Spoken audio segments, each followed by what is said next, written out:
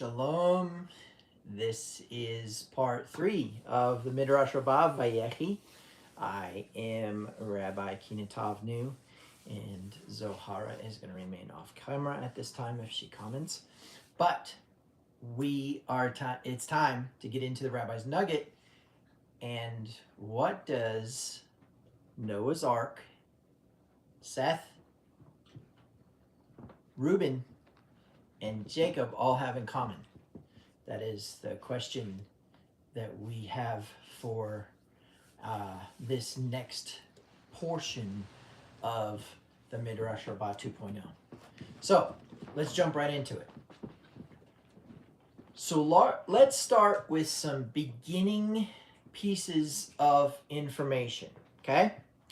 So the first and foremost, most important piece of information I can possibly share with you is that everything that I have studied over the years and everything that I have encountered in my walk as a Hebrew has not always lined up with the rabbis, the pastors, the theologians. Sometimes we borrow from folklore to get a greater understanding of things and get a better insight into certain questions about the Torah. But at large, this is a very independent system. Everything that I have studied up until now indicates that the people who end up in the covenant with Yahweh are part of a very different religious system than that of this status quo. Now, in that system, there is a pictographic language that tells a story about the story that's not present in the modern day Aramaic lettering system, which is actually what we're working with. If you go back and you study it out, you will find that the ancient pictographic Hebrew did not end up in these original letters through the Hebrew system. The Hebrew system actually stops being used about probably 100 BC. Before then, it's used, but after that, the Aramaic lettering system, which is a bit different and distinct from the Hebrew system, is used. There's a couple of reasons why this is important. It means that when we are looking at the Aleph Beit, when we're looking at the Aleph, when we're looking at the Mem, when we're looking at the Tav, the first, the middle, and the last letter, when we're looking at, say, the Lamed, which is the letter right before the Mem, or the Nun, which is the letter right after the Mem, we are encountering Aramaic. When you get something like Basics of Biblical Hebrew or the First Hebrew Primer, or you go to Hebrew school, you are learning Aramaic lettering system. Now, there are certain rabbis who claim that there is some sort of activation of the soul as a result of that system. I'm going to propose that if there was something more original than that system, it would activate the soul even more. Now, where this really becomes important is in the concept of deep spiritual truths that are lost to time and to politics and to bias.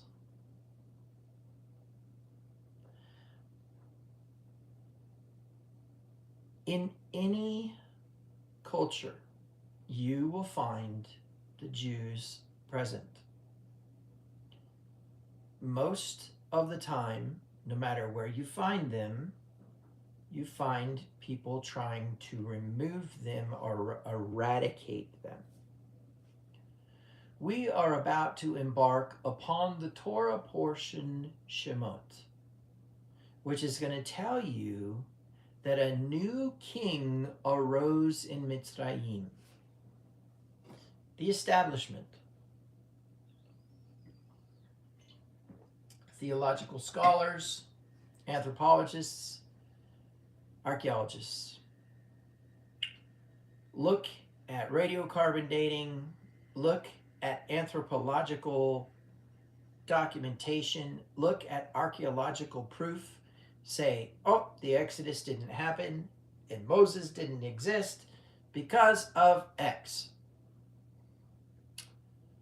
There are certain theologists and there are certain anthropologists and certain archaeologists who have taken the time to prove that it did. And I have a tendency to follow their lead more than I do the establishment. Listen, it is important for you to realize that if you believe in Yeshua HaMashiach, Jesus Christ, you understand that your Messiah taught you everything that you need to know about life and its circumstances in stories. Meaning what? Meaning it is possible that Torah, as a teaching and instruction of God, that's what Torah means in Hebrew, and in the ancient Hebrew it means to throw the finger or cast the finger, and it has to do with giving instruction. It's a bunch of stories of people who didn't exist. There's some rabbis who say that. There's a rabbi out of California who swears that they're great stories and they teach great values, but they're just stories. And yet, the ancient Hebrew derivation of this system tells a story within the story. And one of the things that happened to me about 5 years after I became Torah observant, I happened upon an ancient Hebrew system. And along with that ancient Hebrew system, I happened upon the ancient Hebrew lifestyle and the ancient nomadic reality of that lifestyle. Not as being something where you had to be mobile. That you had to be like living in an RV, but a system of philosophy that does not jive with the political, social, educational status quo of those around them. And I propose to you that the depth of truth in this is contained in the context of Abraham's life. I propose to you that Abraham, as a follower of Yahweh, actually did not conform to the ways of the people around him. And it was so disturbing to Nimrod that he kicked him out of his kingdom. He exiled him. But make no mistake, Abraham's father was a prominent member of Nimrod's court.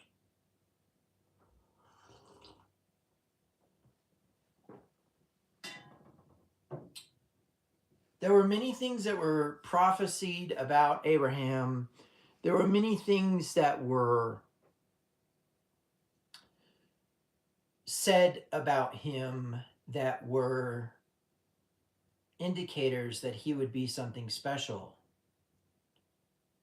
There's a story within the confines of Abraham's life that indicates that there's a point in time where he began to bow or shata or worship is the way that it's translated sometimes, Yahweh.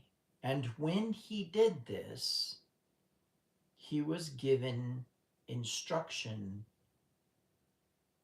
about how to live. And one of the things that came of it was a proof in the fact that Abraham was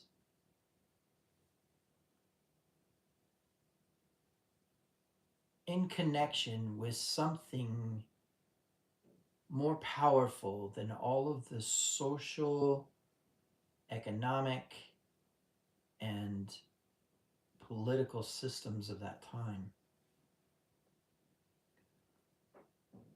Abraham appears to be the one who discovered the mystery behind the letters.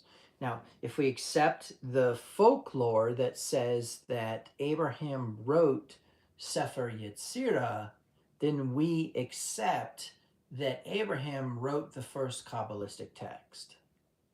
A Kabbalistic text that claims that these 22 Hebrew letters, including the assimilated 23rd letter, which remains, for lack of better words, an alter ego of its counterpart, formed the entire universe. In other words, as Yahweh thought it, the letters became it by forming into the things that start to become the fabric of the universe through a ordering of letters that formed the Torah. If you could grasp the level of what I just told you, you would come into a state of self-mastery, self-actualization, and mystery than you have ever encountered before this time. There are a lot of things that need to be understood and known about this ancient Hebrew lettering system. There are tenets of lifestyle that Abraham passed to his sons that are not contained in the 66 book compendium, which we call the Bible. For example, in the book of Yasher, it says that Abraham taught Isaac the zodiac and astrology.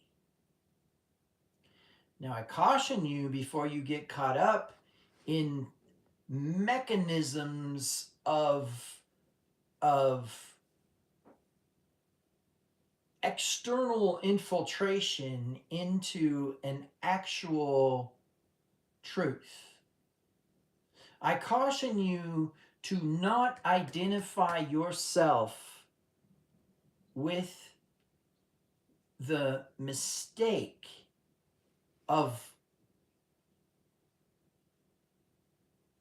going and looking at an astrological website, messing with tarot, any of those other things. That is not the direction that I'm going here. What I'm saying is that we have mysteries to uncover in Torah that we have not even scratched the surface of. Today is going to be a perfect example. Now, I said all this to say just this simple piece right here. What you see in the Aramaic script does not necessarily align with the ancient Hebraic story.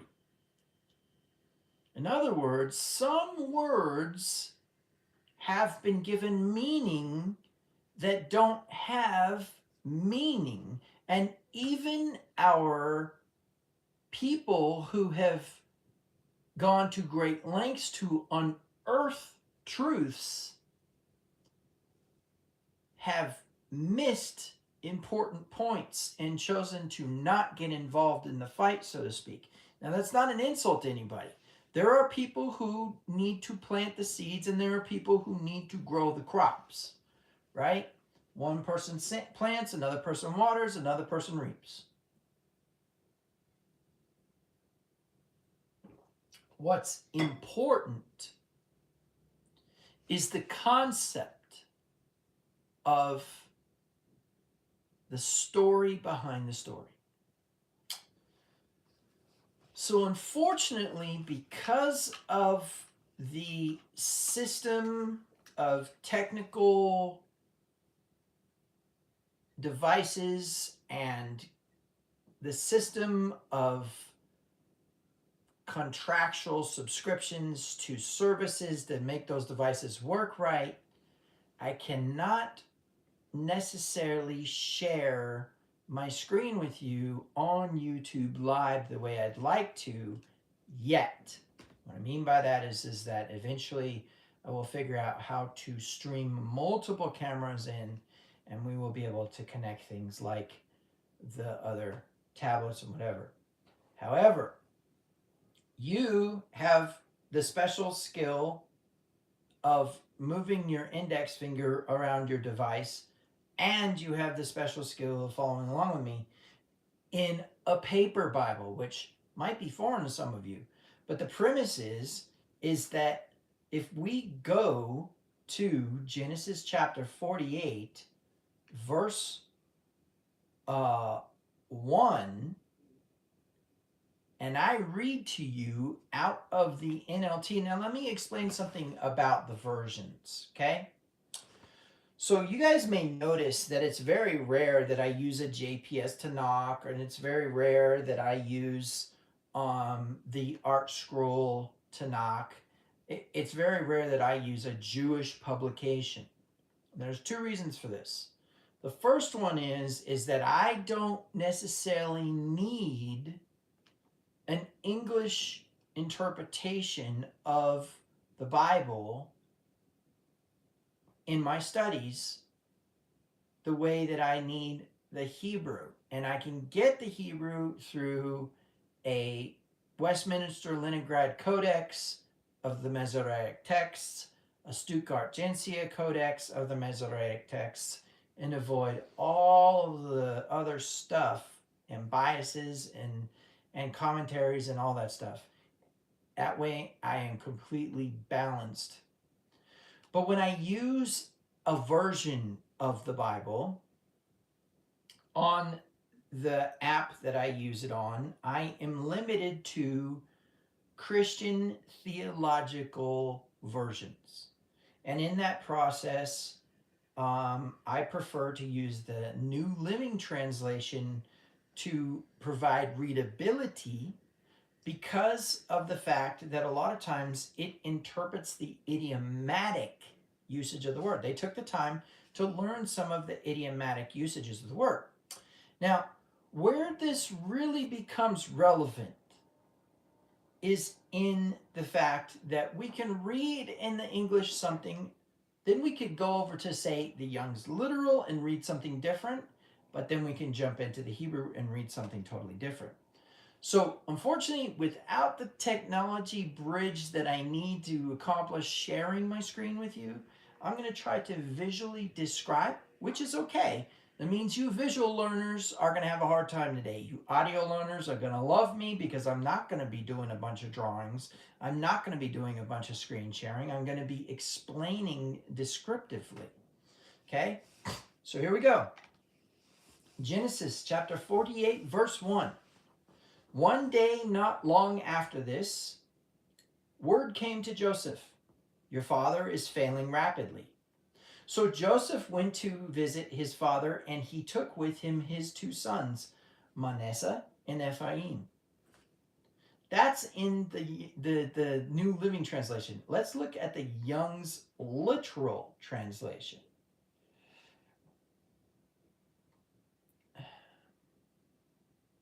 And it cometh to pass after these things that one saith to Joseph, Lo, thy father is sick. And he taketh his two sons with him, Manasseh and Ephraim. Jumping into the interlinear. In the Hebrew, I want to go to the part where it says, Lo, your father is sick. Hini avicha chole ve'yechach et shnei benaiv emo et Manasseh ve'et Ephraim. Behold, the father of you is sick. Just the father of you sick. Vayechi, and he took, definite direct object marker, his two sons, with him, with him, that being Ephraim and Manasseh. Okay, so the concept here is this avika cholet. Now,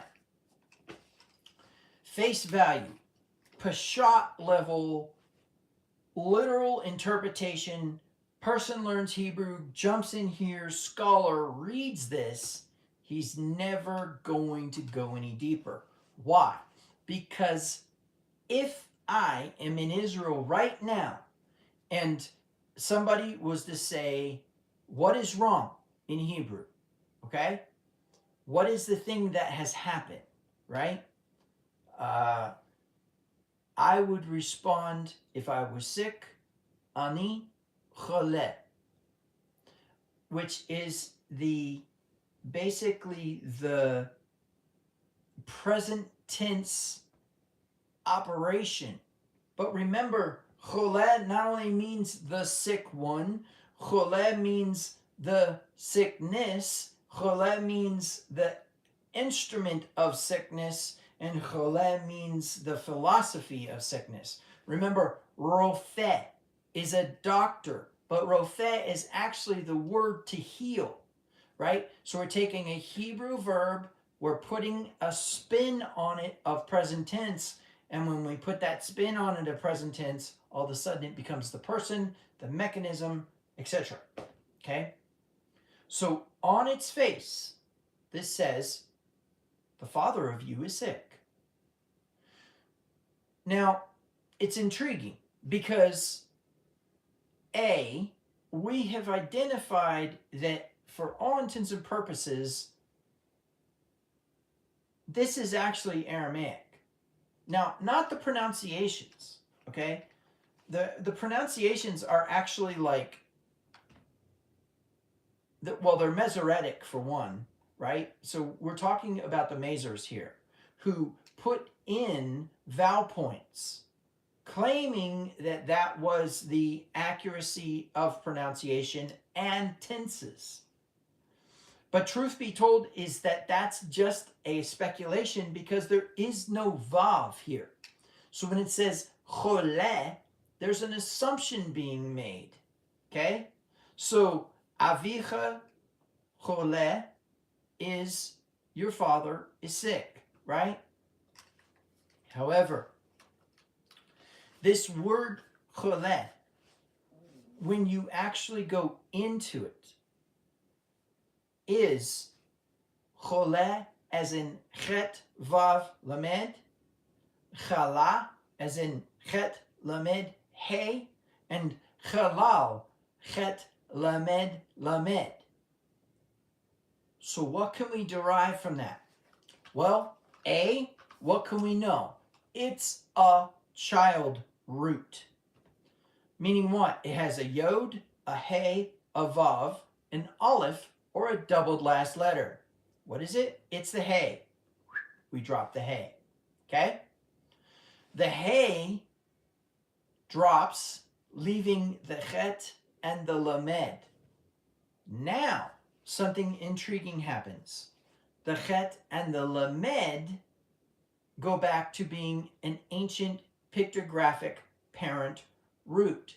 Can we determine unequivocally that chet lamed means sick if you add a hey to it, or you add a second lamed to it, or you add a vav in between chet and lamed? Real quick, before we go back to the ancient pictographic Hebrew, I want to look at chet vav lamed, which it says, so just so you know, the reason I'm doing this is because the Strong's Concordance says, from a primitive root, see also chet vav lamed, chet lamed hey, chet lamed lamed. Okay? To twist, to whirl, to dance, to writhe, to fear, to tremble, to travail, to be in anguish, to be pained. Okay? So it's interesting that there's a twisting element here from this chet lamed. And by the way, chul as a word literally means a circular or spiral boring into something or piercing. Okay? However, that's not completely the whole story, is it? No, we need to take it a step further and look into some other elements like chet lamed hey, which is where we get choleh. Chet vav lamed hey. We're dropping the vav, we're leaving the hey in there. To become weak or become sick, be or become diseased or become grieved, become sorry. So it's interesting. It might be a little bit inappropriate to translate this as your father is sick. Because first of all, there is no copula. Let me explain to you. What is the word is in English? We use it all the time. What is it? It is actually the verb to be. It's a context of existence. So there is an existence of this thing, right? Is a controversial verb. Just like what Slick Willie said. Well, you'd have to understand what the meaning of is. Okay. So in principle, what we need to then try to derive is what this says if we weren't English. So on its face, it could be your father's sick. Or it could be that your father has become weak. Or that he's become diseased. Or he's become grieved. Or he became sorry. Well, all of those fit, right? I mean, Jake has been through a lot, poor fella. And Pharaoh asked him, what were the days of your life? And he says, they've been unfortunate. They've been hardcore. They've been rough, right? Okay. So now, chet lamed hey means to become weak or sick or become diseased. right? In the PL, it is to go from being weak to being frail, right? Because remember, the PL is the intensive of a verb. Now, in English, we don't have this concept. Like, I don't say, I'm going to go for a run, and then I could use the intensive and say, I'm going to go for a stomp, right? Or use the intensive and say, I'm going to go for a flat out, wind sprint. That would be the intensive. I'm going to break an item, or I'm going to smash it. There's no way for me to intensify the verb break. I have to use a different word to intensify it. Break and smash are two different things, right? Smash shows an act of violence. Break could potentially be an accident. Okay, so that being the case, then we arrive at another important element. And that is that if these are in the intensive, that meaning changes. Okay, now what we need to do is we need to discuss the chet, lamed, lamed. Chet, lamed, lamed. To profane, defile, pollute, desecrate, and begin. Now,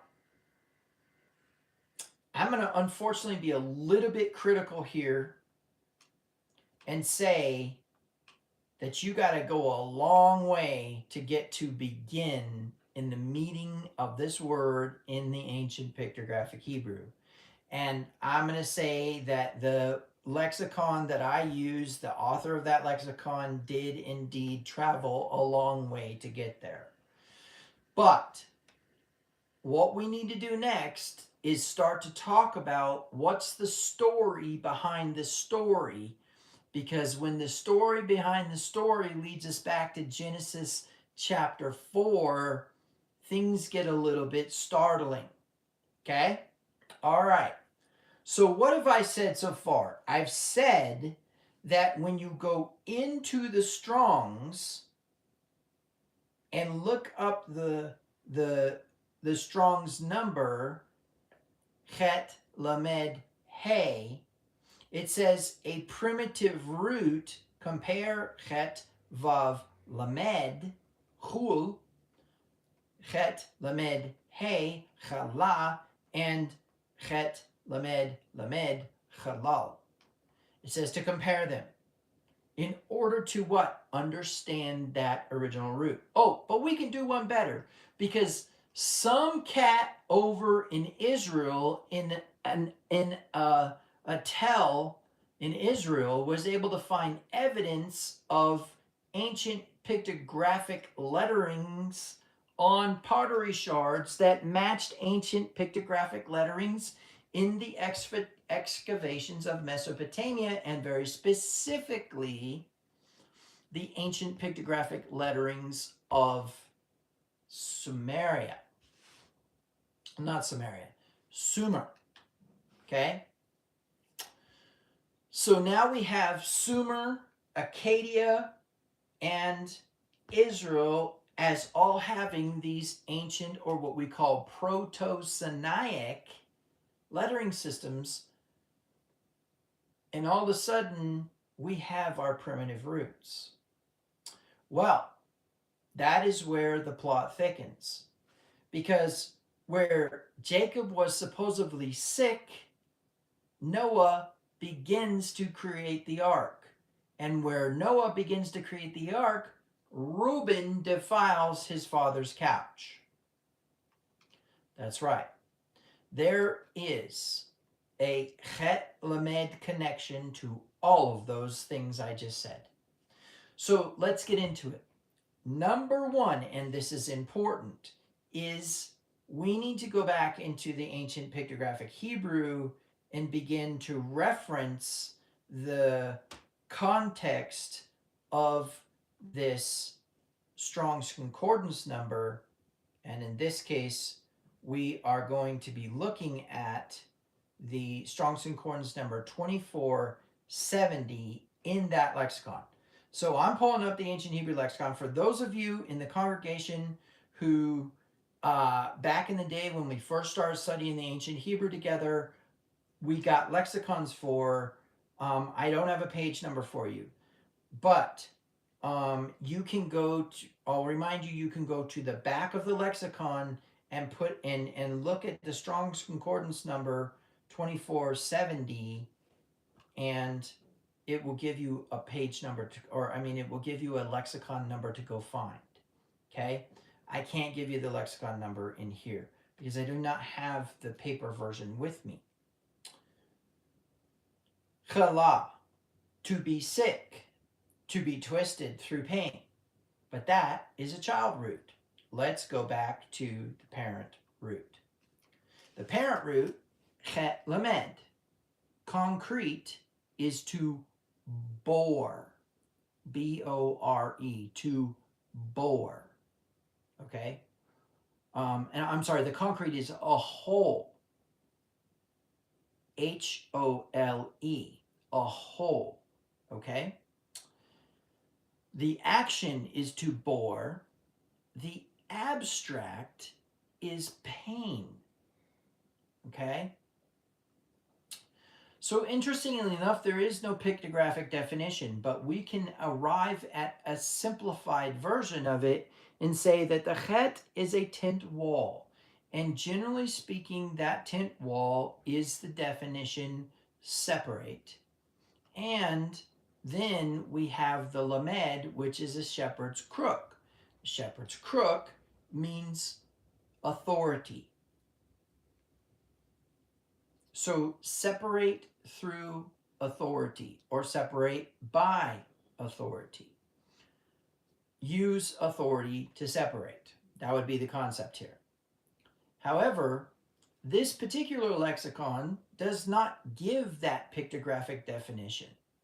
Most of the time, I have discovered that when this lexicon does not provide that pictographic information, it actually is avoiding the controversy of trying to make the connection between the two. In other words, just keeping it simple for everybody. If I don't know how to make it work, it just I don't put it in here. And that's good because that makes it more definitive, right? And less speculative. Okay, here we go. However, the ancient Hebrew nomadic definition, a hole is drilled with a tool called a bow drill. The string of the bow is wrapped around the drill. By moving the bow back and forth and firmly pressing down, the drill spins around, drilling the hole. Now, again, I would like to share with you that I have utmost respect for this author, and he actually is a friend of the family. But in this case, I'm going to have a hard time arriving at his conclusion for this word being a concept of beginning. And I'm going to explain why here in a minute. But I'm just going to read this to you. The spot to be drilled is the first scored to make an indentation to accept the drill. The beginning of drilling is the most difficult as the drill can easily slip out. If the first drill slips, it is difficult to begin a second time. I really cannot jive with this, and I'm going to take it a step further and say that I really cannot accept that it means beginning from that information. Okay? It's a really long stretch to get to the concept of it meaning beginning. Now, here's where it gets crazy. Before I go any further into the ancient pictographic Hebrew here, let's go to the word chet lamed lamed. To profane, defile, pollute, desecrate, and then comma, begin. So we could definitely jive with some contextual story systems that indicate that something is being profaned or polluted or defiled. However, we cannot jive logically, culturally, whatever, with this concept of it being a beginning. Now, where this starts to get heavy is when you look at the first usage. The first usage of the word halal is in Genesis chapter 4, verse 26. Let's talk about what we actually have in this verse, because this verse actually is extremely confusing and difficult to read in the Hebrew. That's why the translators did the work that they did to just shut it down and say what they could make it best say in the English. God bless their hearts.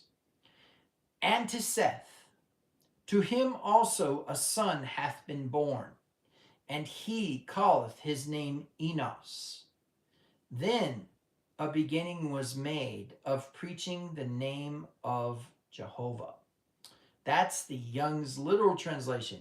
Let's go into the NLT and see how much more convoluted we can get with this verse.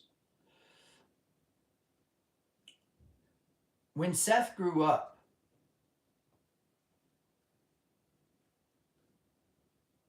he had a son and named him Enosh. At that time, people first began to worship Yahweh by name. Now, before I get into the interlinear here, I want to say something.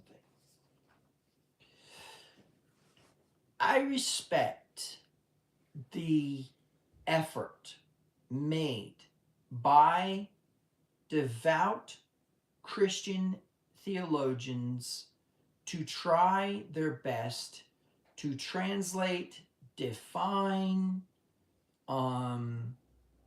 make grammatical sense of, for the English language, the Hebrew. And I also respect that that is not just Christian theologians, that's Jewish theologians. Those are Jewish textual critics and interpreters.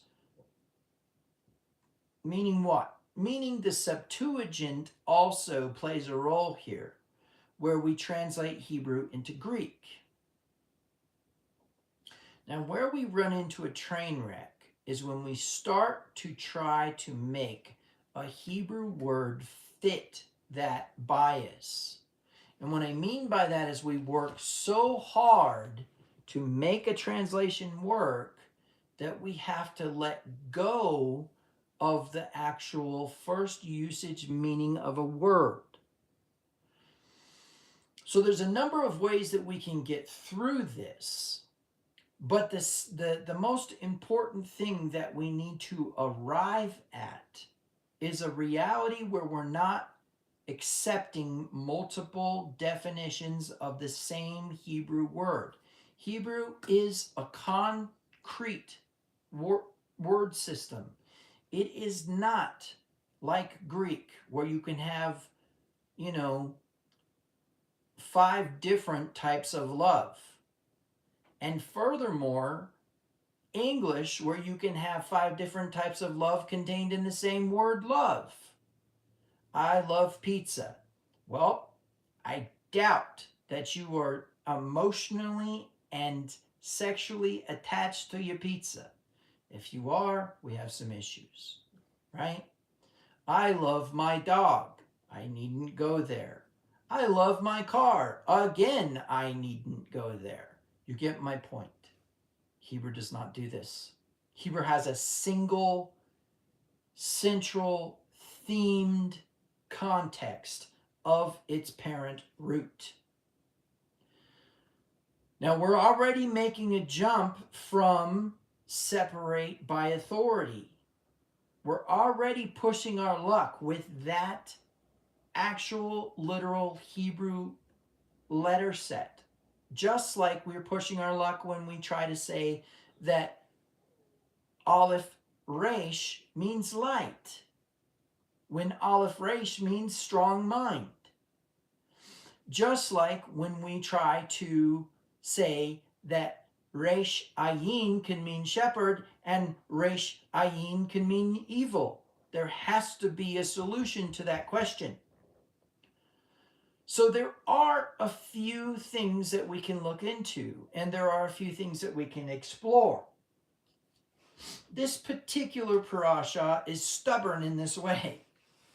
But in the actual Hebrew, we have a number of important things we need to get into in the interlinear of Genesis chapter 4, verse 26, in order for it to connect to Genesis chapter 48, verse 1.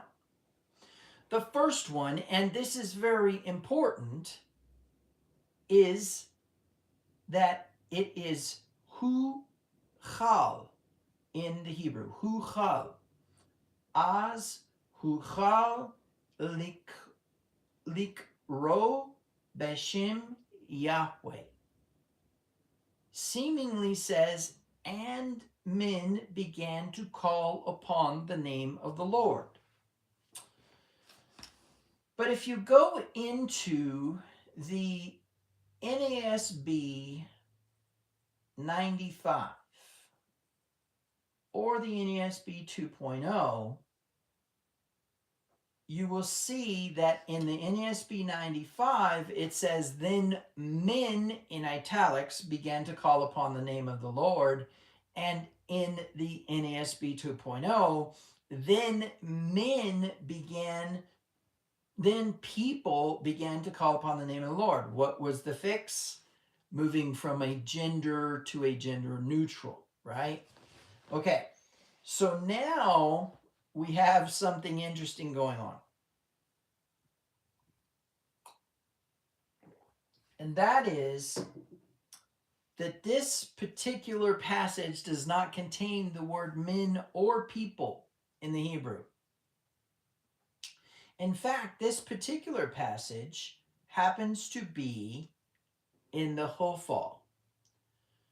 So now we need to do another exploration of Hebrew grammar real quick, okay? All right, so if we were to say, a ball was thrown, that is passive speech. We say a man was hit by a car, that is somewhat passive speech, but the premise is that something is happening to somebody obscure, okay? But if we say he threw the ball at that man, then that is active. He threw the ball, as opposed to a ball was thrown, right? So it's active versus passive that gets us to the hifil or the hofal. However, the hifil conjugation is foreign to English altogether. Why? Because in order for us to say that something has a causative element, we have to use the word caused. So let's explain. It is one thing to say that a person has been killed. That's very active speech, right? But we could say that a person was caused to die.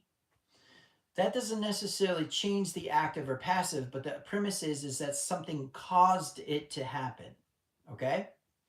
Now, you've heard me talk about this before when I've given an explanation about the word Hosanna, right?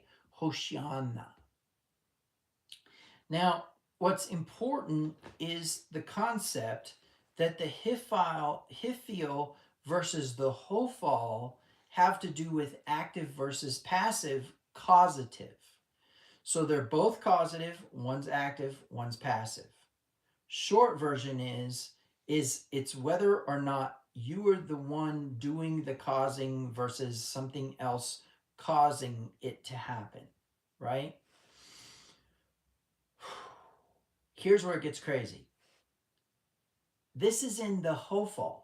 This is in the passive speech and the causative. Furthermore, and again, you can look this up yourself, it is also perfect, which means what? It's completed.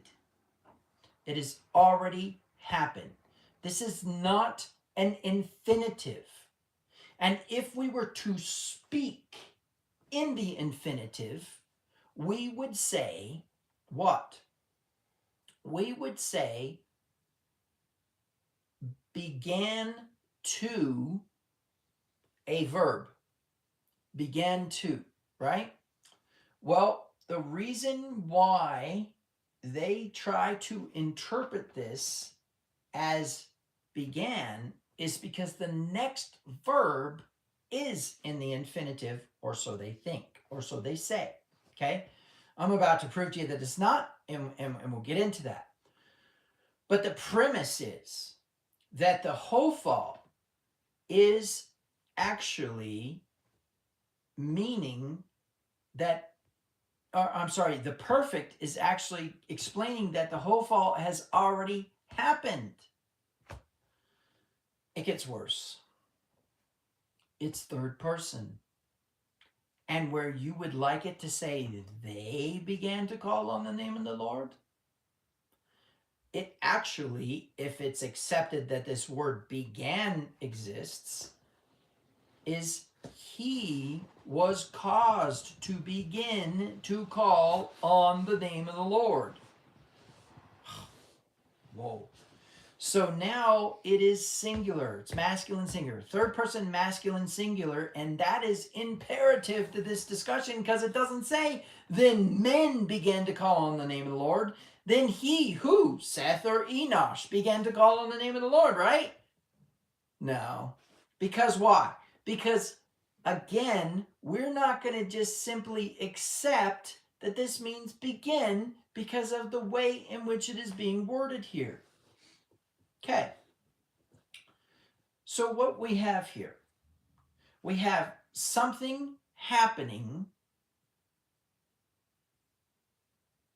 in order to call upon the name of the Lord. We don't know what that something is, and we know it's causative and it's passive, which means it weirdly enough, an anvil just fell on his head. That's how passive it is. Like he just kind of stumbled into calling on the name of the Lord, right? Okay. Well, here's some intrigue. The chet lamed in the ancient pictographic Hebrew as a pictograph has nothing to do with beginning whatsoever. Okay? In fact, a majority of the words that end up being in the list, I'll give you a quick set. Ordinary, as in a place, person, or thing that is not set apart for a specific function. Pierced bread, or challah bread, right? Force, as in the pressure exerted to make a piercing. Wall, as in a place of the city where elders meet. Okay. Earring, an ornament that pierces through a hole. An ornament that you put through a hole. A window in a wall. A cave. A drilling pain, or twisting or writhing pain, being sickened. First time, which we already threw under the bus. Anything that is drilled or bored. To pierce, pierced. A flute. Far be it, as in something least likely to happen. That's an odd one. Spinning. Rust. Twisted through pain. That's our word. Strong's Concordance 2470. That's our word. Physical or emotional illness or weakness. And sickness. A winding or wrapping together or to twist. Sand. Dance. Agony. To twist around, to dance. An ember. Age. Or a time period, like an era. Dream. Vision. Amethyst. Passover. And of course, exchange. It can be used as for in the sense of exchanging something, something for something. Braids, replacement, destruction. Draw, as to draw out or to pull out of something. Robe, as in something that you draw off. Spoil, as something that you draw out of battle. Something that is weak or failing or decayed. To weaken, to defeat. An engraving tool. The satchel for an engraving tool. A magician, who is one who writes magical circles and lines with an engraving tool. Piercing of cold winter. To taunt, as in to pierce another with sharp words. Disgrace. Winter. To cut sharply. A hoe or mattock. A kernel, as in the seed of a grape that is sharp. The gnashing of teeth. To scratch, engrave. Plowing, engraving. Okay, now,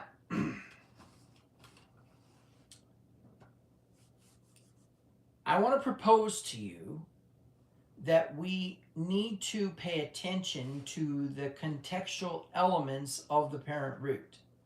First of all, I think you guys would agree with me, there's a great possibility in the sentiment of putting pressure down on the bow drill could be the idea of authority. So we could somewhat accept the shepherd's crook in this system of information. Okay?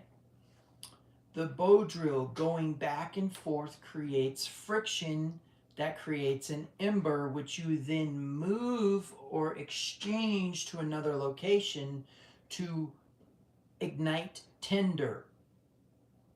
So that kind of fits. But then we also accept that any act of chet lamed as a verb would have to do with producing fire invariably. Meaning what? Meaning to bore something could be to produce fire. But we have another interesting thing going on. We have this concept of weakness.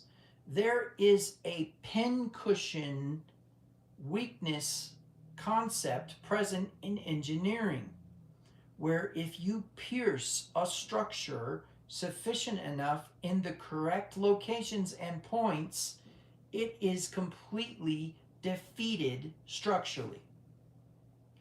That pincushion concept can defeat concrete. It can defeat wood. It can defeat a rock wall. So the premise is that boring could weaken something. We can accept that. We can accept the concept that you could use a bow drill to actually bore a hole in order to create a peg point for a connection between two boards. We see that concept somewhat present in the tabernacle. Furthermore, we can also accept that there is a concept that if you were to become weak enough through piercing, that you could be perceived as being sick. It is possible to pierce and weaken one with your words. That's usually what a car salesman does to get you to buy the junker.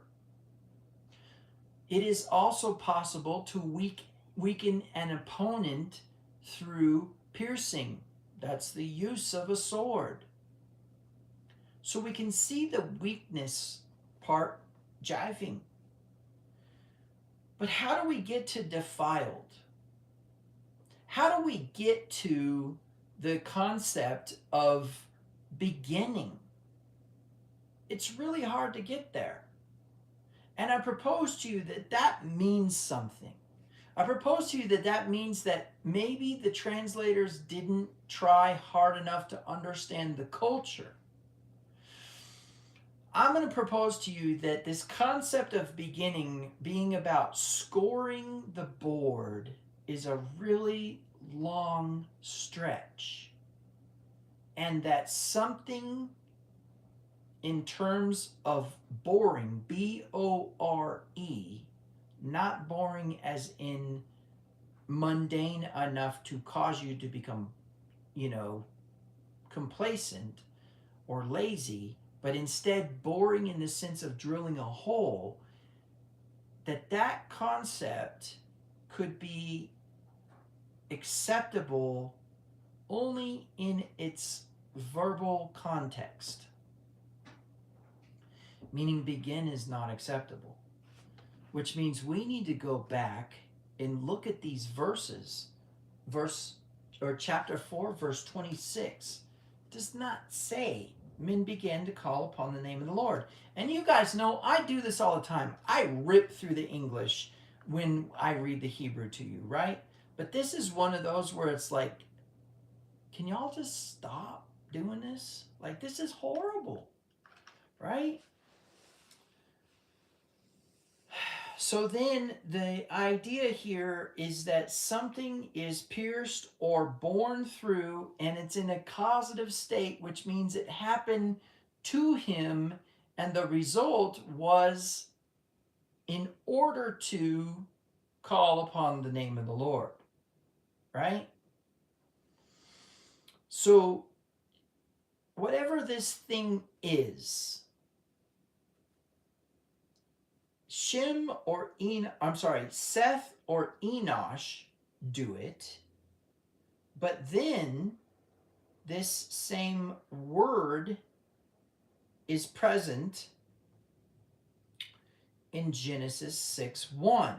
Now it came about when mankind began to multiply on the face of the land. Let's go see what that is in the Hebrew. It is Hey, Chet, Lamed. Hey, Chet, Lamed. The Hifil. Which means we have, again, a causative. Right? And what it actually says in the Hebrew, just so you know, because I know this is that big giant scripture, like where we get the giants, right? That they saw the face or saw the daughters, or that daughters were born to them. It says in the Hebrew, the Adam. when the atom multiplies, right? But that causative word there is began. And, Bradford Scott, who has unfortunately stopped being of service to this earth and has moved on, is in fact somebody who challenges the giants, claiming that they were fallen angels, they were the offspring of fallen angels, right? He challenges the book of Enoch, he challenges a number of things, and I stand by him in that he says, look, this is daughters of men and this is daughters of God, or this is sons of God, as in what the definition of son of God is everywhere else in the context of the 66 book compendium. We don't walk around calling ourselves angels, but we're sons of God, so stop, right? That's what he says. But he touches momentarily upon this and says, this is the word that is present at the Tower of Babel. Well, we should probably go look at that. But here's the thing. This says that men began to multiply upon the earth, right?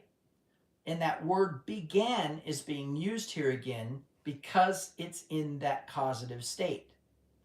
Going back to our boring, as in drilling a hole, going back to the idea of something twisting and something opening, or a bow drill creating fire, we have another problem, don't we? Okay, because again, the stretch to get to the word began really is a hard one. Now, getting back into that concept of first usage, let's jump back into our list of verses, and the next one we arrive at for halal is Genesis chapter 9 verse 20. Then Noah began farming and planted a vineyard. Next one after that, 10:8. Now Cush fathered Nimrod, and he became a mighty one on the earth. And then Genesis 11:6, and the Lord said, behold, they are all one people, and they all have the same language, and this is what they've started to do. And then Genesis 41:54, and 7 years of famine began to come, just as Joseph had said, and there was a famine in all the lands. Genesis 44:12, and he searched, beginning with the oldest and ending with the youngest, and found the cup was in Benjamin's sack. Genesis 49:4, uncontrollable as water, you shall not have preeminence, because you went up to your father's bed, you defiled it. That's the first usage of defile. So, I want you to understand, when I am addressing this, one of the problems that I am saying is one of these things is not like the other. You can't take a Western American theological standpoint and try to translate this verse. You have to go back to the ancient Hebrew. And ironically, if you do this, we arrive at a problem. The word begin can't stand. So whether it be the JPS Tanakh, which I have somewhere in this house, I just can't remember where, I have the Rabbi Hirsch Tanakh, and or the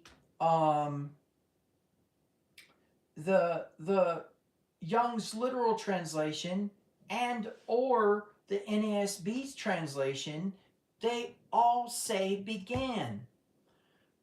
Translators are being lazy, and worse yet, too logical with this system. Go back to the ancient Hebrew, look at the bow drill, and reinterpret this. Something was spinning. Something was opened. And it caused this man, he, singular, to call upon the name of the Lord. It caused the Adam to multiply on the face of the earth. It caused Babel to become one.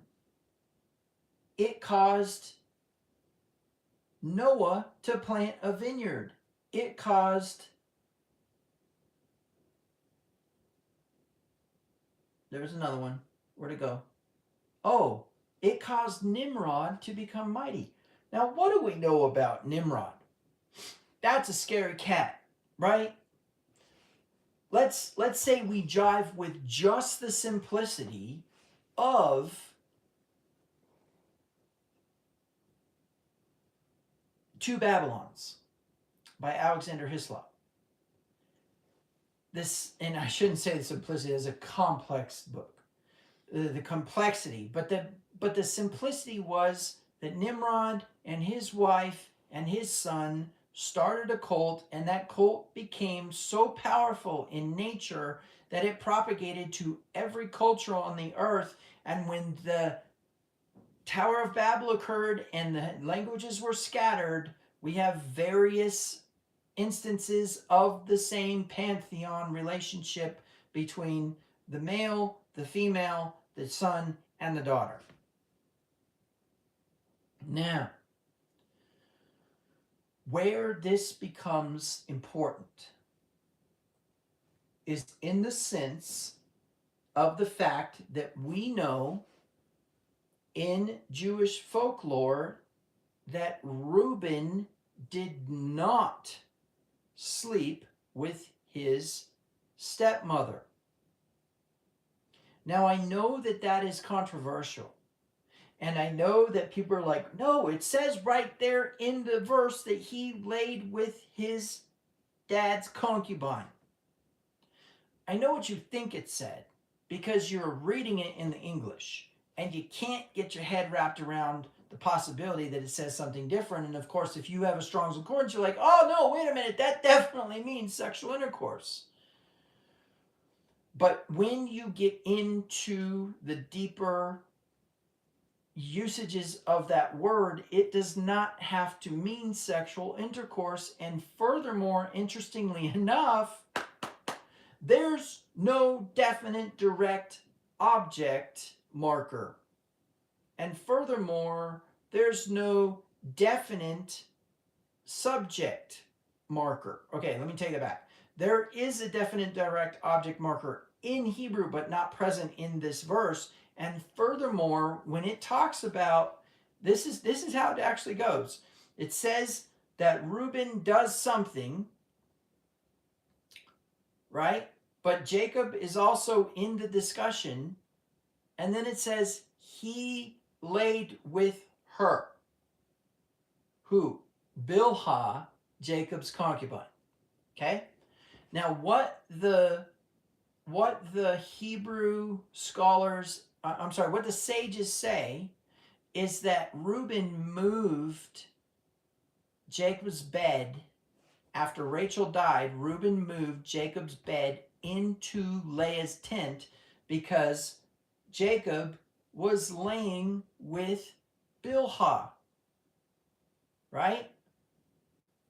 Now, what's important about this is to understand that Reuben was trying to realign his father with his mother. And that bothered Jacob. Now, I'm about to back that up a little bit more, okay, by us going to the Hebrew in Genesis chapter 49. And we don't want to lose Genesis 48:1, but we do need to jump around a little bit here. In chapter 49, verse 4, it says, uncontrollable as water, you shall not have preeminence, because you went up to your father's bed, then you defiled it. He went up to my couch. But in the Hebrew, this is what it says.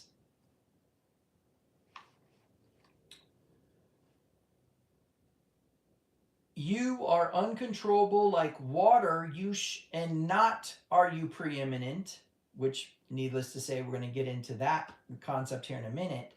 4, and this is important, second person, perfect, masculine, singular. You did this thing. Allah. Okay? Allah means to go up or ascend, right? So here's the interesting thing about this. In the Hebrew concept of Allah, we have the Olah offering, which is the burnt offering as it's translated. But truth be told, it's an ascendance offering, or it is a elevation offering.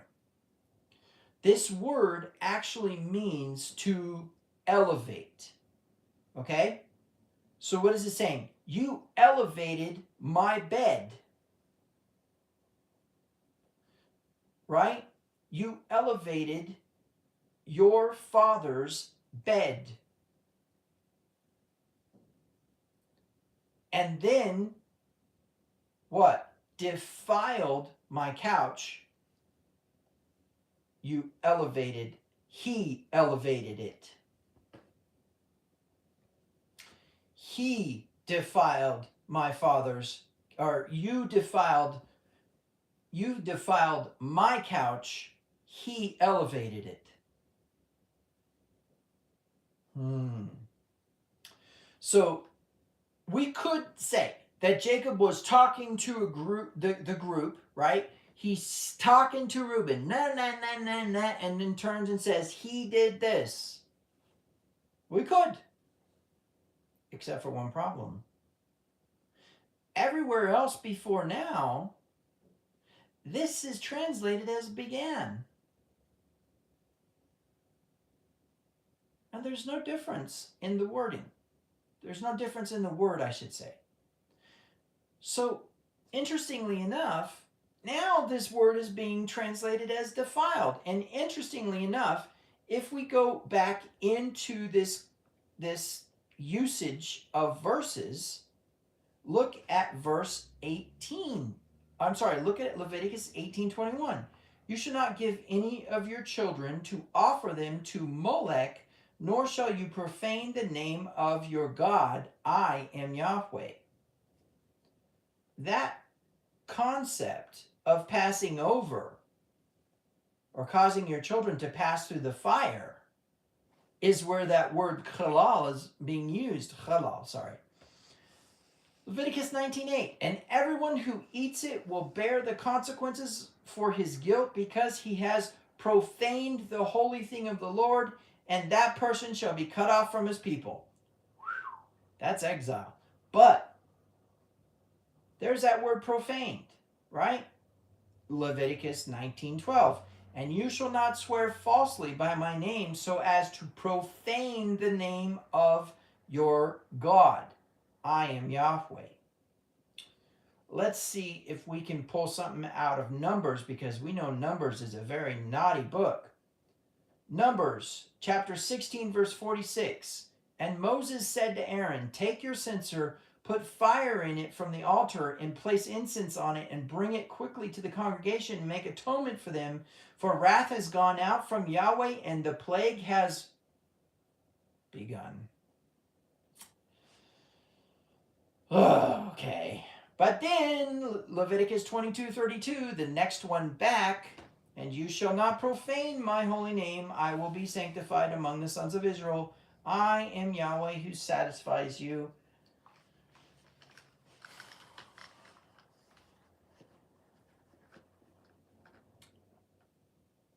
You got to understand,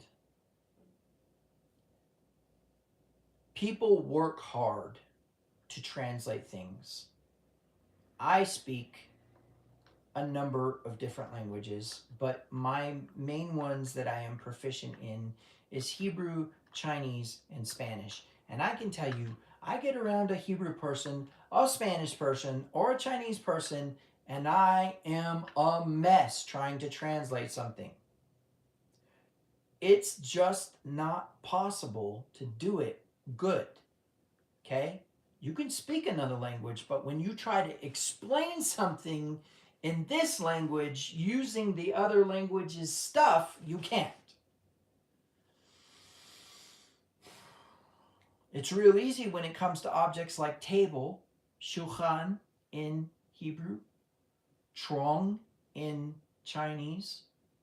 It is when we start to get into, mesa in Spanish, it's when we start to get into the explanation of the idiomatic process of the language that we start to get into a mess.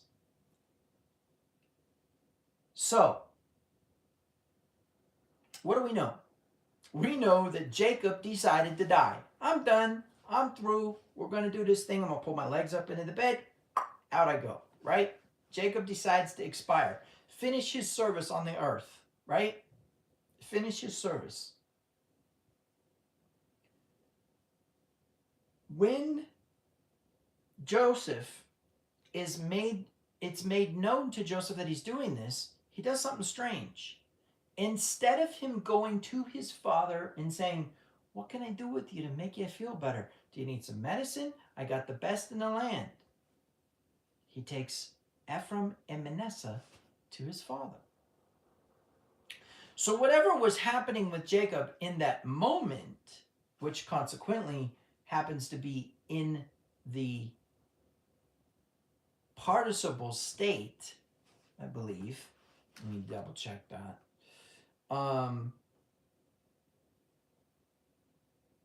48:1 interlinear chole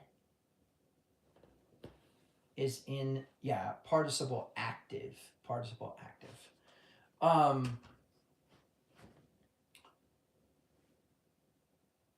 Joseph takes his children to go with Jacob, which is indicative of the fact that Joseph knew that the next thing that was going to happen is his children were going to be blessed, and specifically were going to be adopted and blessed.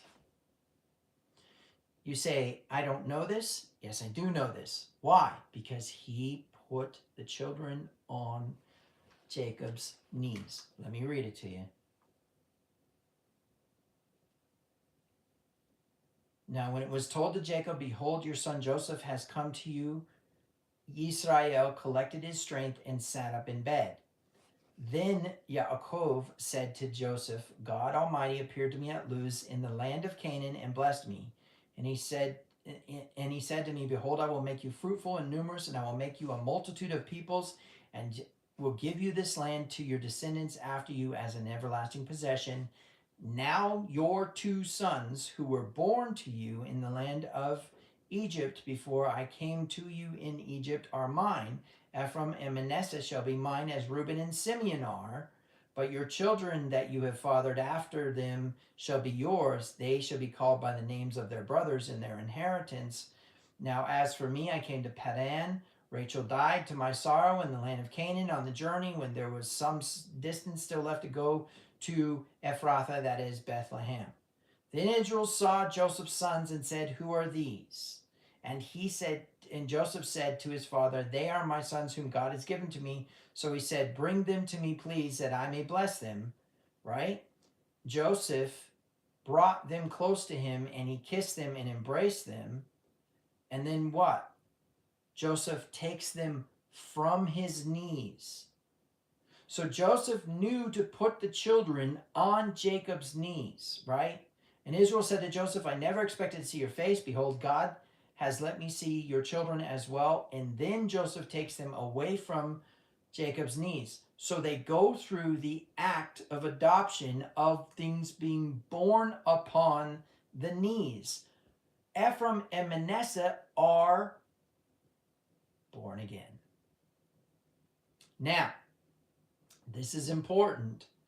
After that concept where Joseph removes them off of his knees, stands them up, now Israel is going to pronounce the blessing on his own sons.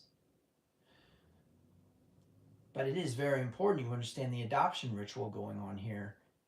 Why did Joseph take his children to Israel? Now, there's a number of thoughts that go through my head in terms of turning and opening, right?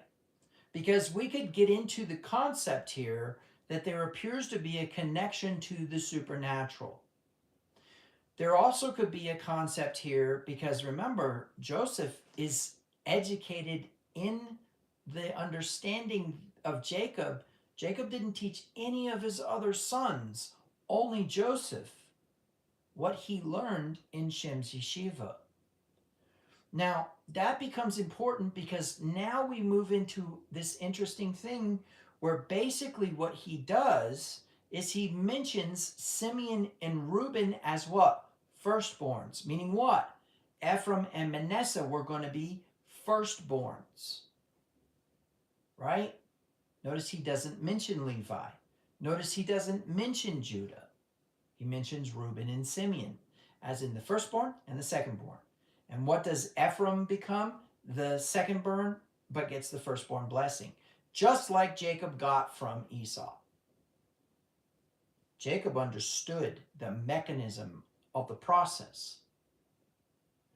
So whatever was going on with Jacob that was sickness prompted Joseph to bring his sons, not tend to his sickness. Now, I know that you could logically deduce that that's because Joseph knew that Jacob was terminally ill. And in the land of Egypt, that would have been discernible because they had legitimate physicians and studiers of medicine. In fact, a lot of our practice of medicine comes from the Greeks and from the Egyptians. So, I propose to you that began doesn't exist. Whatever it was that happened to the man who called on the name of the Lord, well, there's more to be said there. But whatever happened to him causes him to begin to do this thing. So why don't we find out what happens to the first usage of this word, okay?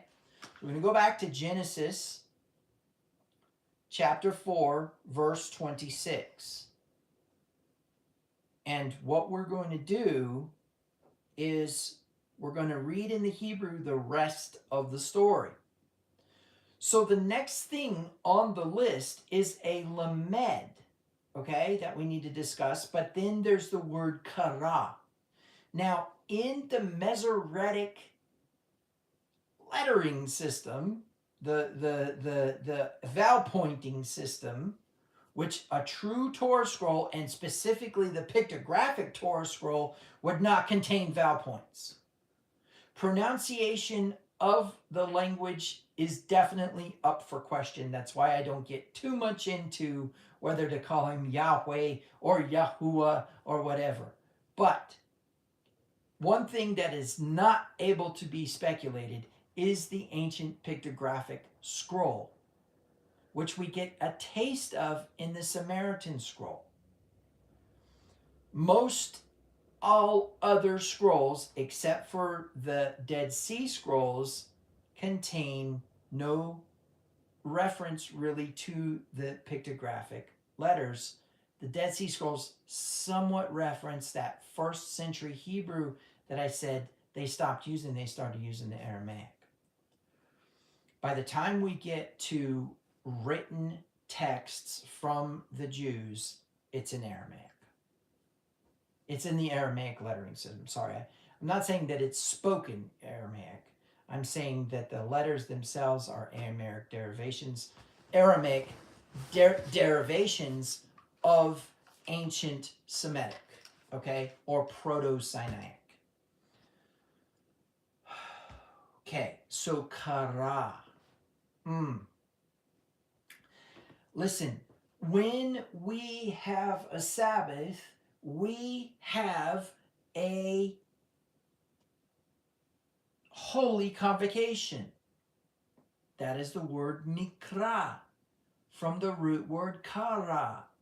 That root word means to cry out loud or read out loud.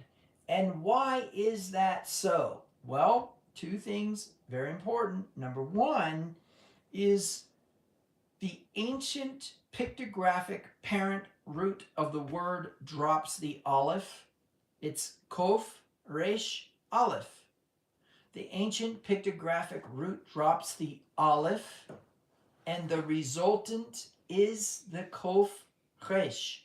Kof is a drawing, a line with a circle around the line, indicating the sun at the horizon, either at sunset, most likely the case, or sunrise, less likely the case. Why? Because the awe of the Hebrew nation was in the sun setting in the west. That's how a day began, right? That's how a day was calculated. All right, now here is the important part. As this process of ancient pictographic Hebrew has its way, the kof and the resh means, the kof, the drawing of the sun at the horizon, indicates intensification or increase or gathering or condensing. Now you want to talk about an odd word to be using in the Stone Age. What condenses in the Stone Age? You didn't have glass tops you could watch steam collect on. Condensation was a concept, but how does it come out of the kof? Accepting that there is a great mystery behind this, we just accept that it means to gather, that it is a condensing or a increasing in numbers. What's the second word? Man or heads. It's literally the gathering of heads. Where did this occur? In the central area of the camp, around the camp bonfire, where they discussed the conditions of the camp, or where later they would read information as it was written down as writing began to develop. But in principle, they discussed the conditions of the camp. They got together, they met. It was a gathering of elders. So getting back to this lamed, because it's lamed kof resh aleph. Getting back to this lamed, we know that the lamed as a preposition in Hebrew is translated in English as to or for in a causative sense. However, it is actually la'an. It is short for la'an. Lamed ayin nun, which means for the sake of, or in this sense, as a shortened la'an, that lamed is in order to. So however much we accept that to is in the sense of something being in the infinitive, we need to also accept that it means for the sake of. So now we have the man being pierced, right? We have the man being caused to become pierced for the sake of this gathering at this fire, as it were, or the public reading or the crying out of the name of the Lord. Oh, but it gets better. Furthermore, where you would expect to see the word, the preposition ayin lamed, we don't see al, which is where we would get upon. They called upon the name of the Lord, but instead it says b'shem, in the name of the Lord. Now, there's a number of things that we need to get into in here with this, but the short version is I know that Christians at large like to say in the name of Jesus, and Jews at large like to say in the name of heaven, as citing authority.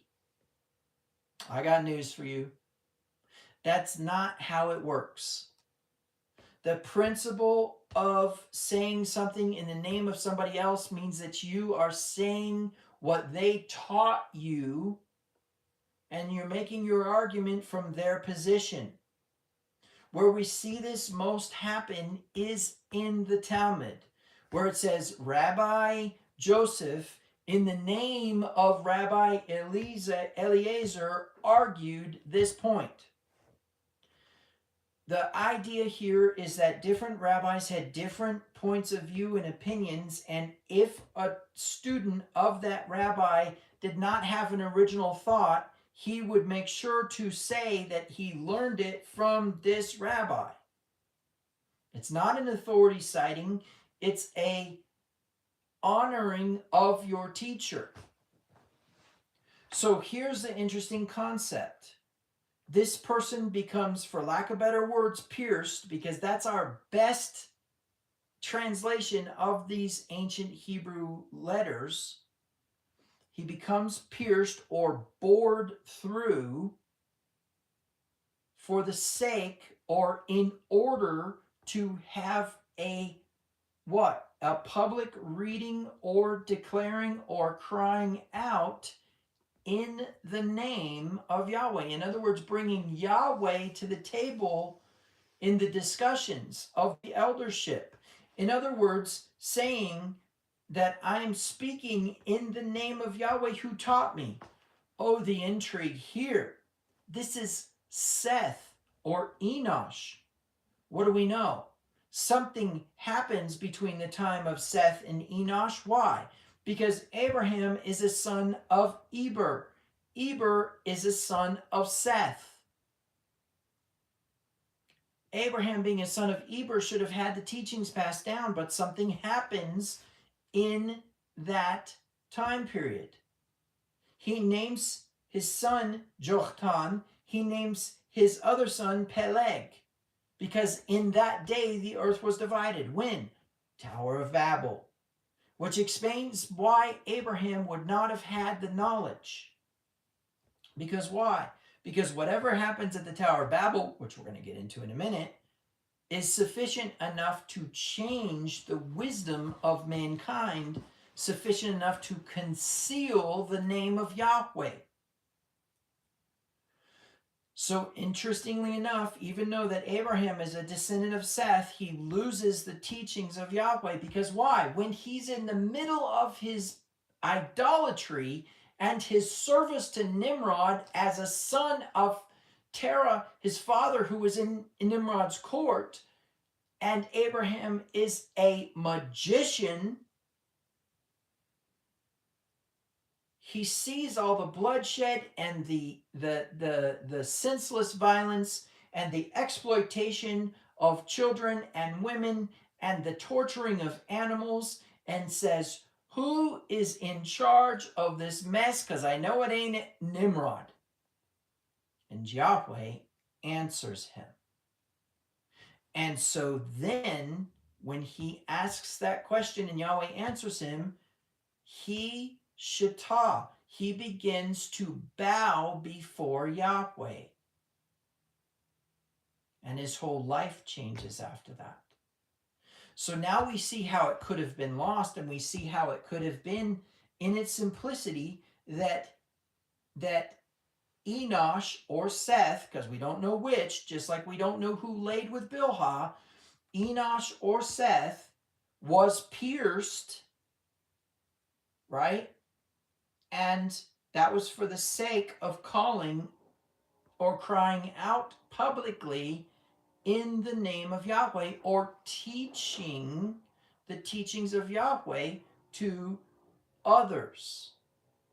Not citing the authority, men calling upon the name of the Lord. Calling in the name of the Lord. Not calling upon the name of the Lord as if no one had heard of him, or worse yet, that no one understood anything about it, but instead that Seth was sharing what he had learned from Yahweh. Now, there is an obvious thing that's going to happen in this discussion, and that is that there are those of you who are going to instantaneously say, wait a minute, they will look upon him who they pierced. This is a reference to Yeshua. This is a discussion about Yeshua. Possibly because I can tell you that learning in the name of Yahweh is exactly what Yeshua did. But let's stick with this thing that happens with Noah where he creates the vineyard. Let's stick with this thing that happens with mankind where they begin to multiply. Let's stick with this thing where it is supposedly defiling. Because the problem that we're running into is it is definitely not began. It is definitely something to do with a bow drill, and therefore some sort of concept of pressure and boring. But I mean, can we just jump into the metaphysical here for a minute and say that this is an opening of a portal to another dimension or some other boring into a second reality? A spiritual connection that wasn't there before? I mean, come on. How many of you as pastors right now, if you have had the guts to watch me, are actually called through some piercing of your heart, right? A conviction, a spiritual awakening that occurred that made you realize you wanted to be in ministry. I know I did. I know I have. I can't let that go. Believe you me, there are things where I tried to do that. I tried to climb the corporate ladder. I tried to exist in both realms. I tried to be a Torah observant and amass wealth through climbing the corporate ladder in corporate America. And I can tell you the result was a failing. No, that's not the right word. But the result is that there's a point in time where I got laid off. When? During COVID. Guess what? Guess when we incorporated? We incorporated as a ministry. Talk about answering the call. We incorporated December 2nd, 2020. So I got laid off in June of 2020, incorporated December 2nd, 2020. We were a ministry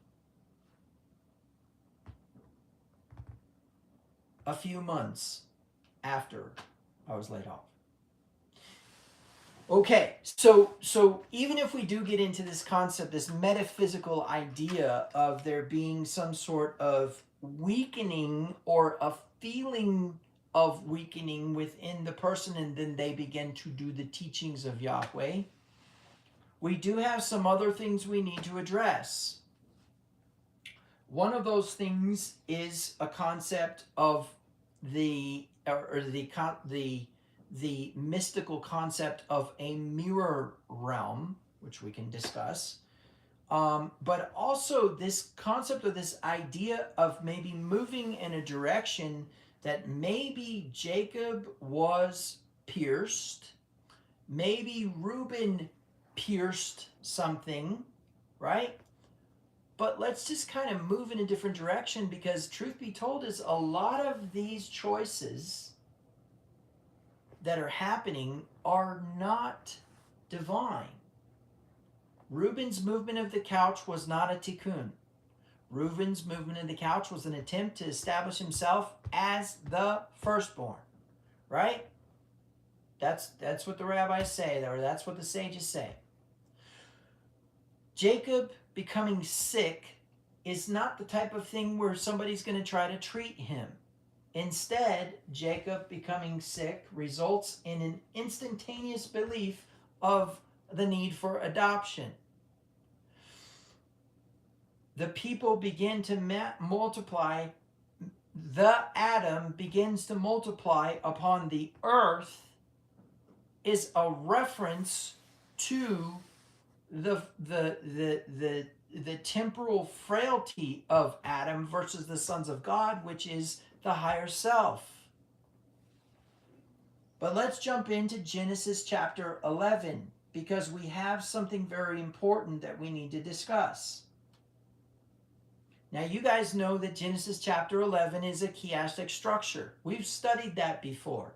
The axis of that chiastic structure, chiastic might be the way to pronounce it, chiastic structure is, let us make a name for ourselves respectively, okay?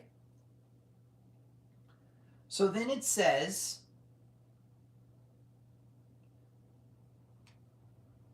in verse 5 of Genesis 11, now Yahweh came down to see the city and the tower which the men had built. Now let's talk a minute about this. First and foremost, with all due respect to all the theologians and all the weirdness and all the translations and all this other stuff, it doesn't bother anybody that the intensification of all power in the universe has to come down to see the city. I'll leave that alone. Obviously, that's not correct in the way it's being worded here. Either way, he sees the city, and it says, the tower which men, sons of Adam, had built. And Yahweh said, behold. Who's he saying behold to? That would be a good question to answer, because who's definitely present at that time? Shem, right? And the righteousness of Noah's bloodline outside of these misbehaving sons of Noah, right? He's telling somebody to bear witness. I would say, if I was a betting man, it was a prophet. Behold, they are one people, and they all have the same language. Why is that important? Look at the next verse, or the next sentence. And this is what they have started to do. There's our halal. And see, this one really doesn't jive. Literally, what it says, and said Yahweh, behold, the people echad. The people are one. Veshifa, and tongue, echat, one. And then it says, and they have one tongue. This is ha-chilum. Ha-chilum. To profane, defile, pollute, desecrate. Ha-chilum. Literally, the hophil in a state of infinitive construct. I want you to understand some things. First of all, the word dream is present in this word if we let go of the Mesoraic vowel pointings. Meaning what? Ha-chilum becomes ha-chalam, which is the dream. This is the dream, is what he's saying here. So you notice what we run into here is a crazy concept that instead of it being they began, this is the dream. But let's say that we just jive with this. Remember, we're not accepting began. Now it is they were pierced of. That's the infinitive construct here. They were pierced of.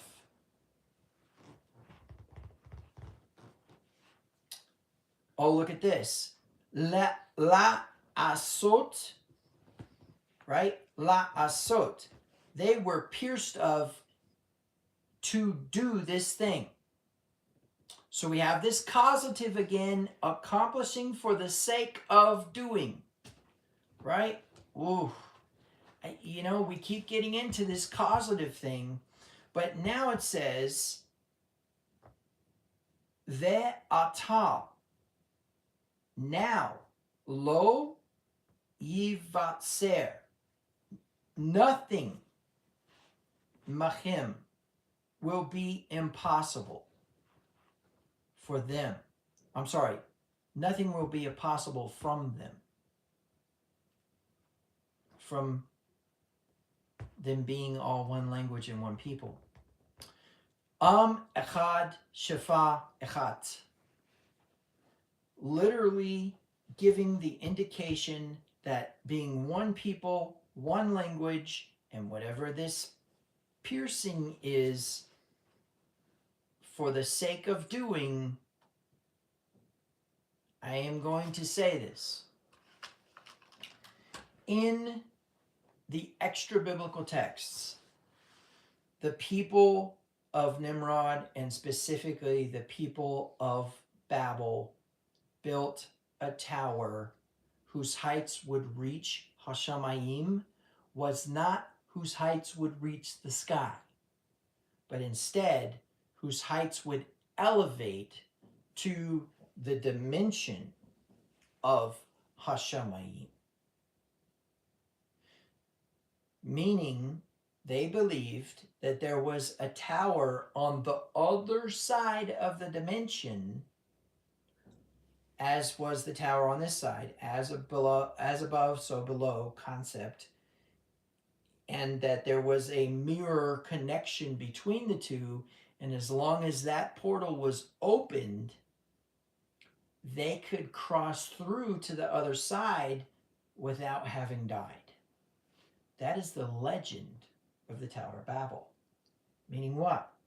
We're starting to get into sorcery here, which is one of our references in our ancient Hebrew lexicon about this word, that it would be the etching of a circle on the ground or an etching of a circle on something. And that was the definition of a magician. And that was one of the usages of this ancient Hebrew word, dreams being another, visions being another, the Ne'um being another. We arrive at something very intriguing, that this halal has some sort of mechanism of empowerment. It is causative, meaning that it is something built in or innate to the human being and gives them the ability to do crazy things like cause a god to want to interfere with their languages. And that's what Jacob accuses Reuben of. Not laying with his wife. Because in any sense, we can identify that when we say he defiled his father's bed, we're sticking to the English and really not looking into not only the folklore, but looking into the Hebrew itself, where he's elevating his father's bed by moving it from a lower state to a higher state without Jacob's permission, forcing Jacob to move into the tent with Leah, his mother. Forcing Jacob to acknowledge Reuben and not Rachel's, this offspring, as the firstborn. And if you look into the rest of Reuben's behavior, you'll find that that's kind of a true pattern. But that's what the commentators, the Jewish commentators say, is that Reuben moved the couch. Okay. Now, Jacob is able to decide when he's going to die. As soon as Joseph gets word that Jacob is doing this thing, whatever he's doing, which we don't really know. We know it's sometimes translated as sickness, sometimes translated as sand, sometimes translated as defilement, sometimes translated as began. But what we have discovered is it has something to do with a twisting, an opening, and a passing through. I propose to you that Joseph got word that Jacob was getting ready to kick rocks, and that he wasn't planning on dying of old age. And so Joseph quickly acted upon the fact that his children had no inheritance. And Joseph, being a master of understanding of what was going on in Egypt, knew that his bones were going to be carried out of Egypt, meaning someday they were going to leave. And so contextually, Joseph knew that they were actually in exile and needed to leave from exile. So someday, Ephraim and Manasseh and their descendants would need a family. I propose to you that Jacob was doing some sort of metaphysical work to disconnect himself from his old body. And I propose to you that Reuben was trying to do something to open a portal to bring Jacob into his mother's tent, and that something got him in trouble. Because Jacob says, if you continue to be out of control like this, you will not have preeminence. What is that word preeminence? That's another hint to our discussion, and that is the word yathar means to be a remnant, to be left over. Well, when would there be a remnant? After the scattering of Israel. After the lost 10 tribes, there would be a remnant of tribal people left. After Lo Ami. Lo Ami, not my people, becomes my people. Right? Lo Ami means not my people. And so after not my people, there would be a remnant. In fact, in Paul's argument, he says that there is a remnant of Israel left. Jacob says, you want to be a part of that, you need to stop being out of control in opening portals and trying to put my bed where it doesn't belong. Quit being a weirdo. Seth or Enosh ends up in some sort of metaphysical state and begins to give the teachings of Yahweh. The people of the Tower of Babel have nothing be impossible for them. Think about the most impossible thing you can possibly think of and realize that Yahweh said at the Tower of Babel that wasn't that true. Now nothing will be impossible for them. Right? Okay. So what we need to accept is that Jacob was not sick, but was getting ready to depart. Right? We need to accept that Seth was not sick, nor was he defiled, nor did he begin to do something, but he was caused to be able to call in the name of the Lord, or to teach the teachings of Yahweh.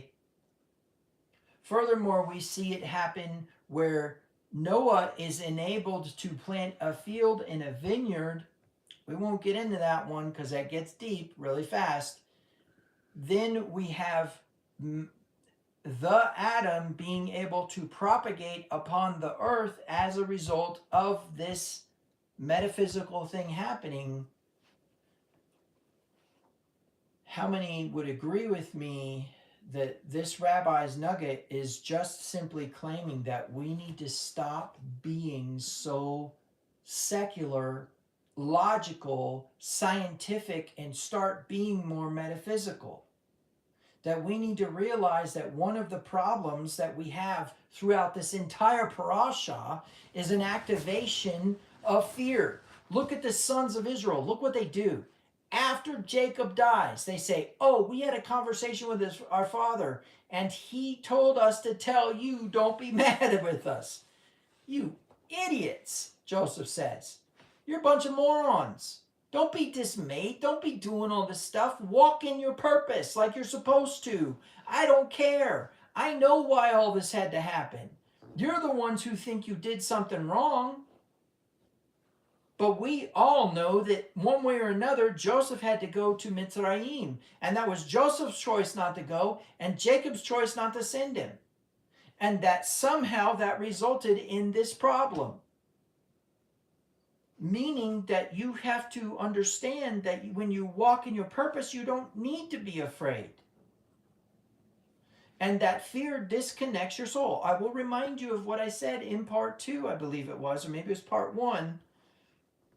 Fear is the result of a disconnection from the source of energy. In that, fear is a negative imagination and a micro-adjustment reaction to it. If you identify something that you want in your life and you imagine it, you remember what Yeshua said, believe that you have received it. How do you do that? You imagine it, and then you have the gratefulness already of it. That's why he said, give thanks when you are anxious. That's what Paul said. He said, be anxious for nothing, but all things give thanks. That's the attitude of gratefulness, that you have already received it.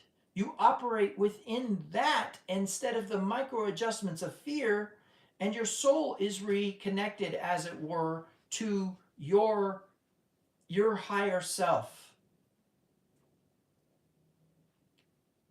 And when I say that, what I mean is that there is a disassociation that is spiritual. And that disassociation that is spiritual will result in funky stuff. It will result in a delay or a curse or a hindrance. Doesn't mean it's canceled. We don't serve that kind of God. We don't serve some jerk. We serve something that has more understanding than we ever could understand about us. And one of the biggest things that it understands is our sorrows and our grief, but not our fears. So,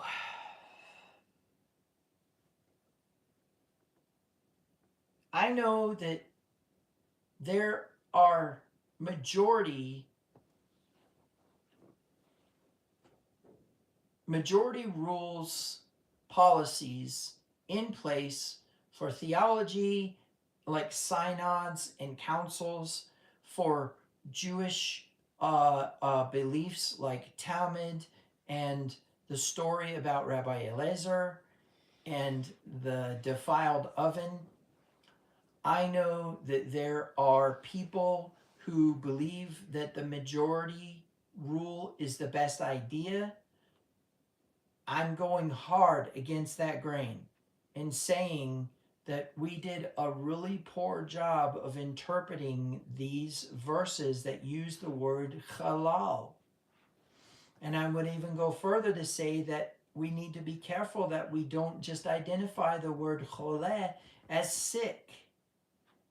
And since when does a word just shift in meaning, even though that it's spelled the same? I could see where that happens with the Reish Ayin in the word evil versus the word shepherd, right? In Psalm 23, Reish Ayin means shepherd. In Genesis chapter 8, it is the word evil. Evil from childhood.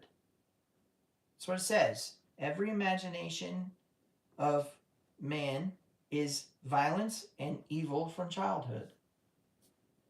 Or wounds, limiting beliefs, entitlements. So I guess the rabbi's nugget is to say that there's something metaphysical going on inside of you that is causative and not the effect, that is causative and empowering you, but it can be used inappropriately, Tower of Babel.